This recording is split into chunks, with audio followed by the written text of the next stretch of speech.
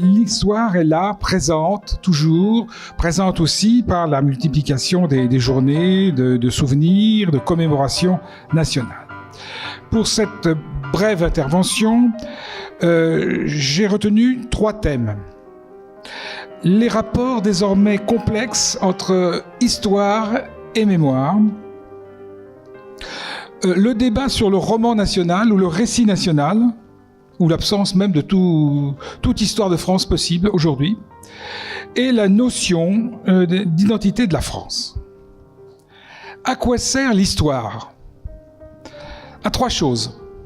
À connaître, à comprendre, et éventuellement, notamment pour l'histoire de France, à agir ou à réagir. Vous aurez remarqué que la plupart du temps, ce dont on se plaint, c'est d'une perte de mémoire. C'est d'une perte de mémoire. Et alors bon, je suis peut-être un peu inconvenant, mais vous savez que c'est quand même, la mémoire est un problème important, et en particulier chez les sujets âgés. Vous savez que la perte de mémoire, et en particulier l'atrophie hippocampique, est à l'origine de maladies dites démentielles, et en particulier de la maladie d'Alzheimer.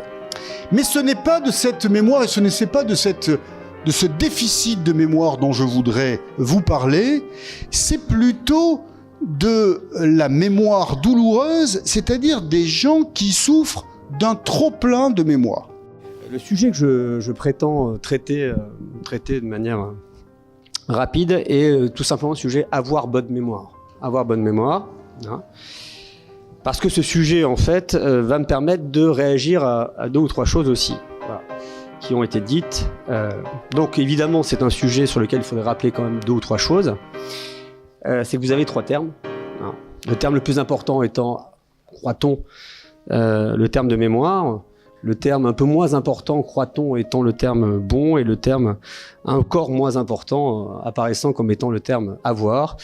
Donc c'est évidemment tout l'inverse.